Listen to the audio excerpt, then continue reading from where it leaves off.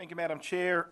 Good evening, members of the committee. For the record, my name is Jason Frierson, Assemblyman for District 8 and Speaker of the Nevada State Assembly. Today, I present to you Assembly Bill 309. I will say at the outset, and I believe most of you have by now a mock-up that provides some significant advances to what was the initial concept with the introduction of Assembly Bill 309. But for a little background, I think that everybody recognizes the value of role models in our communities and in the lives of our children, but I don't want to understate the value of teachers as role models for our children and how important that is. An effective teacher is the most important school-based determinant of education outcomes. And of course, the goal of all school districts is to have quality teachers in every single classroom. First, teacher shortages. We have heard over and over again about the teacher shortage in Nevada. Each year, Clark County School District begins the school year with a teacher shortage. For the 2018-2019 school year, there were over 500 open teacher vacancies, which was higher than the previous school year. According to the school district, typically there's a need to hire 400 teachers right after school starts. This is not just a Clark County issue, that's just an example. Teacher shortages are a problem nationwide because school districts are competing for small pools of qualified teachers. According to the National Education Association, in a 2016 national survey of college freshmen, the number of students who said they'd major in education reached its lowest point in 45 years. Just 4.2% said they intend to major in education compared to 11% in 1971. Clark County Education Association reports that Nevada's experienced a 25% decrease in the number of teachers enrolled in education programs between 2010 and 2016. Retention and turnover of teachers is another important issue impacting teacher shortages. Surveys have been conducted with teachers about why they quit the profession, and those answers to those questions included challenging work conditions. According to a 2017 Educator Quality of Work Life survey by the American Federation of Teachers, teachers report having poor mental health for 11 or more days per month, which is twice the rate of the general workforce. In Nevada, work conditions for teachers are even more challenging than in other states. According to a report from the National Education Association, nationally, the average number of students enrolled per teacher was 15.96 in the fall of 2016. Sadly, Nevada has the largest average number of students enrolled per teacher in the nation. In the fall of 2016, the average number of students per teacher in Nevada was 25.86. The national average, 15.96, Nevada, 25.86. Arizona was the next state with 23.51, and Utah was third with 22.5. Another reason that teachers left the profession, not enough support or respect. In a report from Penn State University and the Robert Wood Johnson Foundation, teachers rated the lowest in feeling that their opinions counted at work. Testing and data collection was yet another reason teachers left the profession. According to a National Education Association survey of classroom teachers, 72% felt moderate or extreme pressure to increase test scores from both school and district administrators. The NEA concluded that nearly half the teachers considered leaving the profession due to standardized testing. Another reason was low pay and resources. According to the Economic Policy Institute, teachers earn 19% less than other similarly skilled professionals. The gap has increased significantly over the past 20 years from approximately 2% in 1994 to 19% in 2017. And according to research which adjusts for the shorter work year in teaching, it was found that beginning teachers nationally earn about 20% less than individuals with college degrees in other fields. This gap widens to 30% by mid-career. The next subject that I think gave rise to Assembly Bill 309 was the issue of recruiting high-quality teachers. We must be able to offer competitive packages to recruit high-quality teachers. We must be able to lure teachers from other states. Our recruiting programs must be able to compete, not only nationally, but internationally. According to the Learning Policy Institute, there are 5 major factors and related policies that influence a teacher's decision to stay, to enter, stay, or leave a teaching profession. Those five are: number one, salaries and other compensation; number two, preparation and cost to enter; number three, hiring, personnel management; number four, induction and support of new teachers; and number five, working conditions, including school leadership, professional collaboration, and resources for teachers and teaching and learning. The measure before you attempts to address teacher salaries as well as resources for teaching and learning. Teacher salaries are also correlated with student outcomes. In a study published in the Quarterly Journal of Economics, the findings indicate that spending more money on schools leads to higher salaries and greater secondary education among students. A Stanford study found that raising teacher wages by 10% reduces the high school dropout rate by 3 to 4%. According to NEA, in 2017, the average salary for instructional staff nationally was $61,386. In Nevada, we came in just under the national average at $61,346. The state with the highest average salary is New York at $82,064, and the state with the lowest is Mississippi with $44,335. When looking at how Western states rank nationally on salary, California is ranked second behind New York with a salary of $79,128. Arizona is ranked 48th with a salary of $47,403, and Nevada is ranked 16th nationally. I don't want to leave this section before pointing out that while it may appear on paper that Nevada teachers do well or in the top half, we are consistently the absolute worst in the country in class size. And so at some point, we've got to make a decision about the conditions under which teachers have to work and under which students have to learn. And that's what this bill is intending to at least start to address. Turning to our ranking, Nevada's ranking in various demographics, according to a United States Interagency Council on Homelessness, as of January 2018, Nevada had over 7,500 persons experiencing homelessness on any given day. Nevada public school data reported to the U.S. Department of Education during the 16-17 school year shows nearly 21,000 public school students experienced homelessness over the course of that year alone. When looking at the estimated rate of homelessness in the U.S. in 2018, Nevada ranks 8th with 249 homeless persons per 100,000. The top ranked is New York with 470 homeless persons, and the state with the lowest number, again, is Mississippi with 45 per 100,000. Another demographic is affordable housing. Nationwide, there's an inadequate supply of affordable rental housing for lowest income renters. For many years, Nevada's ranked among the states for rental homes that are affordable and available to extremely low income renters whose household incomes are far below the poverty guideline. Nationwide, only 37 affordable and available rental homes exist for every 100 extremely low income renter households. When looking at states, the supply of affordable and available rental homes range from only 19 for every 100 extremely low income renter households to Nevada to 66 in Wyoming. The next demographic is education, which is why we're here. Each year, state performance on certain variables are measured. And since 2016, Nevada has finished 51st among 50 states and the District of Columbia. In 2018, the nation as a whole earned a grade of C, while Nevada earned a grade of D. States are awarded overall letter grades based on ratings across 3 areas of performance and policy: chance of success, school finance, and K through 12 achievement. First, chance of success. This year, Nevada received a C- for chance of success, which measures early foundation school years and adult outcomes.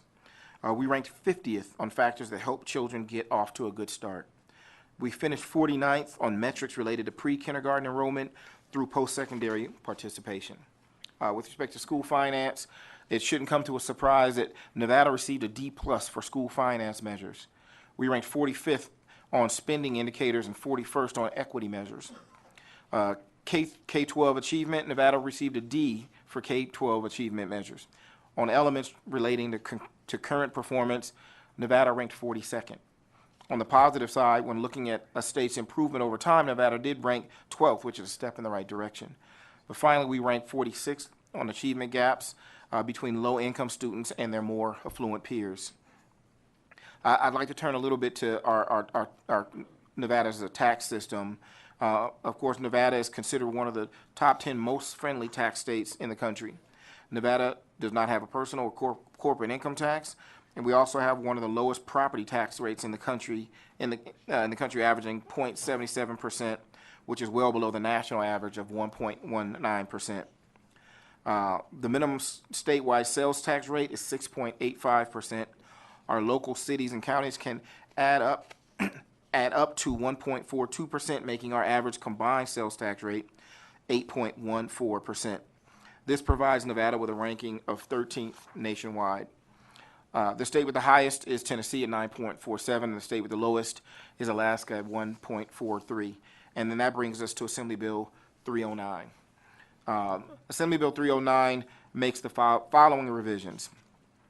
In order to promote transparency and accountability for state funding for public education, Section 1 declares that beginning with the fiscal year 1920, the intent of the legislature is to account for all state and local financial aid to public schools, including both per pupil and per program support. Section 3 provides that if a school district negotiates with employee organizations to increase salaries of licensed teachers and classified employees for a fiscal year, the Board of Trustees must reserve sufficient funds to pay those increases in salaries. In addition, the measure provides that any money reserved for the salary increases that's not used must be carried forward to fund future salary increases. Essentially, this is an encouragement to negotiate in good faith. Don't negotiate what you cannot or don't intend to pay, and if you negotiate it, put forth a good effort to pay it. I think that it's worthwhile to put in structure a dedicated account for this purpose that can't come back if there's a problem with a budget and say, well, we need to pay this for operating or anything like that.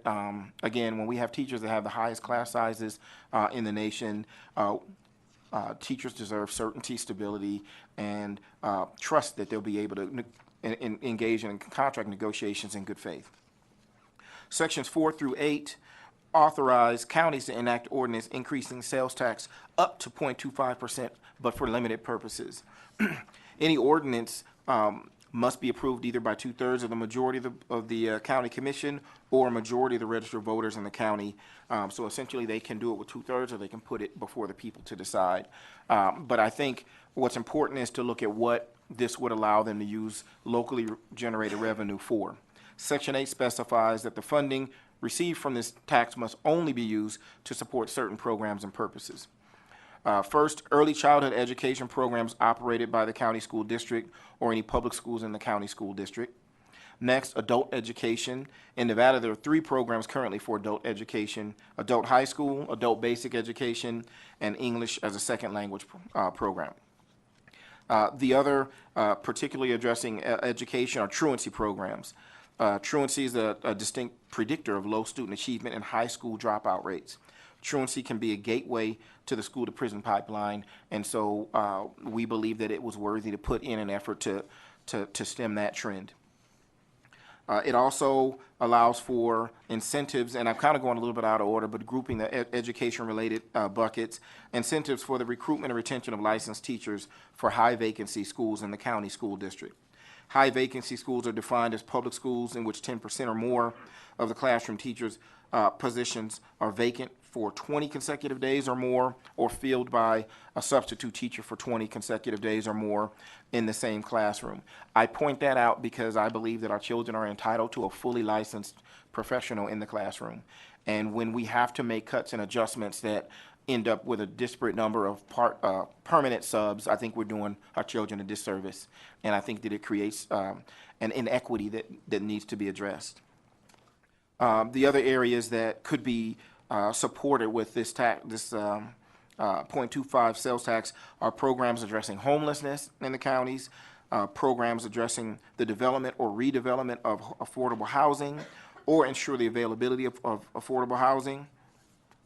And those are the basic parameters that this increase could be used to provide for. I believe that you will hear from some folks who want to propose certain proportions be for education versus the affordable housing and homelessness. I think those are reasonable requests that are worthwhile. I don't consider them hostile, although I think that we all need to make a case for the best way to move forward with these programs. So I'm certainly open to it, and I know some folks have inquired about it. Section 13 provides flexibility on the use of funds from the account for programs for innovation and the prevention of remediation created pursuant to NRS 387.1247. The 2005 legislature approved this account, and it was referred to then as the School Remediation Trust Fund. The fund supports programs to improve achievement for students. Under this flexible program, block grants are distributed to school districts and the state public charter school authority to support the following purposes as deemed necessary. Now, I have these to read out, but I think it's important to point out, the point is we have, I believe, approximately 38 categorical funding streams for education, and this is a list in consultation with some members of school district administration as well as teacher labor organizations as measures that would be worthwhile to provide the school district with a little more flexibility to be able to provide for their needs, but also to give them a little bit of wiggle room to be able to pay for teacher raises as well for the upcoming biennium. So those categorical funding streams include new teacher incentives, Nevada Ready 21, great teaching and leading programs, any program to provide assistance to teachers in meeting standards for effective teaching, including peer assistance and review, purchasing library books, additional library books, supporting pupil career and technical organizations, and supporting the operation of the school district or charter school. The measure provides certain restrictions on the use of grant funds, including they can't be used to settle or arbitrate disputes between organizations representing employees in the school district. They may not be used to adjust the district-wide schedule for salaries and benefits of the employees, and they must not be budgeted by a school district or charter in a manner that creates an obligation or deficit for funding in any fiscal year after the fiscal years for which the money was received. The point of this is an effort for this upcoming biennium to help them make ends meet. And I want to make it clear that this is not intended to become a baseline for the next biennium's budget request. So let everyone know the intention is for this to be one time. And then if this measure is able to proceed, then they would go back to, unless this body decided to renew it, applying for those categoricals the way that they did previously. The measure requires each school district and a state public charter school authority to report on how the block grant money was spent. I think it's important that if we're going to provide this kind of flexibility, given how complicated the Nevada funding plan is for education and history, that we get reports back about how, if we're going to give them this kind of flexibility, they plan on using it. The flexibility provided through Section 14 also authorizes a 2-year waiver on the MER requirement. I think that in law, the school districts are able to apply for a MER waiver currently as an expression of hardship to help them make ends meet. Typically, for example, there'd be a textbook contract of 7 years for renewal, and they don't renew all of them at the same time, but when those 7-year contracts are up, this would allow them to have an extra 2 years, so that particular contract wouldn't be up for 9 years. As one educator told me, in the big scheme of sacrifice, Spanish is still Spanish, even if the book has to wait 2 more years to be printed and renewed. And so not every single book needs to be renewed on a 7-year contract, but this would provide particular school districts with some flexibility in that regard. Finally, Section 16 authorizes the Ledge Commission to request an allocation of funds from the contingency account to pay the cost of a legislative auditor to conduct a special audit or investigation of school districts during the upcoming biennium. That audit may include an examination and analysis of intra-district equity, internal controls and compliance with laws related to human resources, fiscal operations, salaries, per pupil spending, and fiscal monitoring.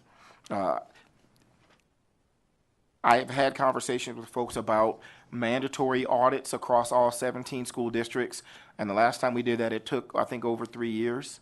And I think that by having the ability to direct our legislative auditor to conduct targeted audits, I believe that that gives us sufficient flexibility to make sure that we are looking at how our public dollars are being spent and preparing ourselves for the next biennium to be smarter with how we use our resources.